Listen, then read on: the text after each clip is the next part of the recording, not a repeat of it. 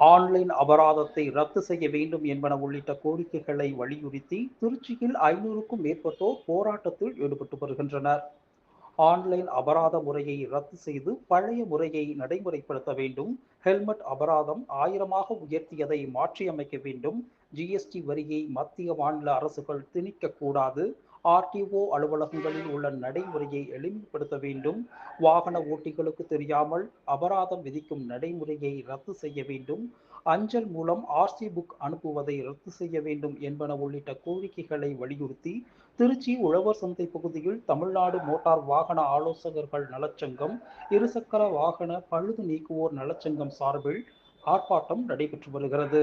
தமிழகத்தின் பல்வேறு பகுதிகளிலும் இருந்து 1000த்திற்கும் மேற்பட்டோர் இப்போராட்டத்தில் பங்கேற்று முழக்கங்களை எழுப்பி வருகின்றனர். மோட்டார் வாகன தொழில நம்ம இந்தியா எவ்வளவு முன்னணியில இருந்தாலும் அந்த அளவுக்கு வாகனங்கள் உற்பத்தி ரொம்ப அதிகமாகி நிறைய வாடிக்கையாளர்கள் நிறைய வாகனங்களை எடுத்துக்கிட்டு இருக்காங்க இன்னைக்கு. ஆனா புதிய வாகனங்கள் இருக்கிறவங்க அதுக்கு முன்னாடி பழைய வாகனங்கள் எடுக்கிறதுக்கு எங்களை மாதிரி உள்ள ஆலோசகர்கள் தான் தேடி வர்றாங்க. தமிழகம் முழுக்க எங்களை மாதிரி ஆலோசகர்கள் எல்லாரும் ஒருங்கிணைந்து தமிழ்நாடு மோட்டார் வாகன ஆலோசகர் சங்கம் அப்படிங்கிற ஒரு அமைப்பை ஏற்படுத்தி இன்றைய தினம் இந்த எங்களுக்கான புதிய சட்டத்தினால் ஏற்படக்கூடிய அனைத்து சிக்கல்களையும் தீர்க்கறதுக்காக வேண்டி இந்த உரிமை மீட்பு போராட்டத்தை நாங்கள் இன்னைக்கு கையில் எடுத்துக்கிட்டோம். இதுக்கு எங்களுடைய சகோதர சங்கமான தமிழ்நாடு காடியாபதி சங்கம், தமிழ்நாடு இருசக்கர வாகன பழுது நீக்குவோர் சங்கம் எல்லாருமே கலந்துருக்காங்க. இதை தமிழகம் முழுவதும் இருக்கக்கூடிய அத்துணை ஆலோசகர்கள் இங்கே கலந்துருக்காங்க. எங்களுக்கு ஆன்லைன் ஃபைன் ரொம்ப மிகப்பெரிய பிரச்சனையா இருக்கு. அதே மாதிரி பார்த்தீங்கன்னா ஆர்சி புக் நேம் ட்ரான்ஸ்ஃபர் பண்ண கொடுத்தோம்னா நேம் ட்ரான்ஸ்ஃபர் பண்ணதுக்கு பழைய ஓனரோட ஓடிபி கேட்குறாங்க, ஃபோன் நம்பர் கேட்குறாங்க. அந்த ஃபோன் நம்பர் யாரும் பழைய ஃபோன் நம்பரை வச்சிருக்கிறது இல்லை. பழைய ஃபோன் நம்பர் இருந்தால் தான் செய்ய முடியும் அப்படிங்கிற மாதிரி வருது. அது செய்ய முடியல. அதே மாதிரி ஆர்சி புக்கோ ஹெச்பி கிளியரன்ஸ் ரெண்டு ஒன்றா கொடுத்தோம்னா ஹெச்பி கிளியரன்ஸ் எந்த ஊரில் இருக்கோ அந்த ஊரில் போய் ஹெச்பி கிளியரன்ஸ் பண்ணிட்டு வாங்கன்னு சொல்கிறாங்க. அது ரொம்ப எங்களுக்கு சிரமமாக இருக்குது. அதனால பாதி பேர் நேம் ட்ரான்ஸ்ஃபர் பண்ணாமல் வச்சுருக்காங்க. இது தமிழகத்துக்கும் ஒரு வருவாய் இழப்பு தான் அது. அதனால இதை கருத்தில் கொண்டு எங்களுக்கு முடிஞ்ச வரைக்கும் இதை எந்த அளவுக்கு சிம்பிளிஃபை பண்ணுமோ அந்த அளவுக்கு அவங்க எளிமையாக்கி கொடுக்கணும் அப்படிங்கிறது இந்த போராட்டத்தின் வாயிலாக கேட்டுக்கொள்கிறேன். நன்றி. உங்க கோரிக்கையை வலியுறுத்தி உங்க போக்குவரத்து துறையிலையும் மாநில அரசு என்ன சொன்னாங்க? அதாவது இந்த கோரிக்கையை வலியுறுத்தி முதல்ல அனைத்து ஆர்டிஓ விஷயம் பெடிஷன் கொடுத்துருக்கோம்.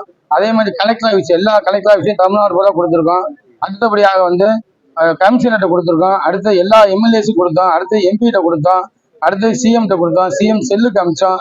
இது மாதிரி எல்லா விதத்திலையும் எல்லா வழியிலையும் சொல்லி கடைசியா இந்த முறையில நாங்க இறங்கி உங்கள்கிட்ட உரிமை கேட்டு போராட்டமா இதை கேட்கிறோம். கண்டிப்பாக இதுக்கப்புறமாவது அரசு செவிசாய்ந்து எங்களுக்காக எங்களுடைய தொழிலை எளிமைப்படுத்தி கொடுக்கணும். எல்லாரும் இதுல பாத்தீங்கன்னா நிறைய அரசுக்கு வருவாய் இழப்பு ஏற்படுது. ஏன்னா யாரும் நேம் டிரான்ஸ்ஃபர் பண்றதே இல்லை. நிறைய வாகனங்கள் நேம் டிரான்ஸ்ஃபர் பண்றது இல்லை. நிறைய விபத்துக்கள் போகும்போது காவல்துறைக்கும் ரொம்ப கஷ்டமா இருக்கு. அதனால முடிஞ்ச வரைக்கும் எங்களுடைய கோரிக்கையை பரிசீலித்து எங்க அமைப்புகளை கூப்பிட்டு உங்களோட பேசி இதற்கான முடிவுகள் எடுக்குமாறு அன்போடு கேட்டுக்கொள்கிறேன். மாநில தலைவர் அடுத்த கட்டமா நாங்க போராட்டத்தை தான் இறங்கும். அனைத்து மோட்டார் வாகனம் ஒருங்கிணைத்து எல்லாருக்கும் இதுல சிரமம், வாடிக்கையாளருக்கும் சிரமம். ஆன்லைன் ஃபைன் பாத்தீங்கன்னா வண்டி ஒரு பக்கம் இருக்கு, வண்டி திருச்சியில இருக்கு, தஞ்சாவூர்ல ஃபைன் விடுது, மெட்ராஸ்ல வண்டி இருக்கு, திருச்சியில ஃபைன் விடுது. அது மாதிரி ஹெல்மெட் ஃபைன்லாம் முதல்ல 100 ரூபா இருந்துச்சு, இங்க பாத்தீங்கன்னா 1000 ரூபா ஆக்கிட்டாங்க. ரொம்ப கஷ்டமா இருக்கு. அதாவது பொதுமக்களுக்கு பாத்தீங்கன்னா எல்லாருக்கும் ரொம்ப சிரமமா இருக்கு. அது மாதிரி ஒரு 10,000 ரூபா போகக்கூடிய ஒரு வாகனம் பாத்தீங்கன்னா 20,000 ரூபா ஃபைன் இருக்கு. அந்த 20,000 ரூபா ஃபைன் எப்படி விழுந்துச்சுன்னே தெரியல. ஓட்டுன நபருக்கே நம்ம பண்ண தப்பு என்ன அந்த குற்ற உணர்வே தெரிய மாட்டேங்குது. இதெல்லாம் சட்டத்தின் வாயிலாக இதெல்லாம் மீட்டெடுக்கணும் அப்படின்னு சொல்லி உங்களை எல்லாம் கேட்டுக்கொள்கிறேன். நன்றி.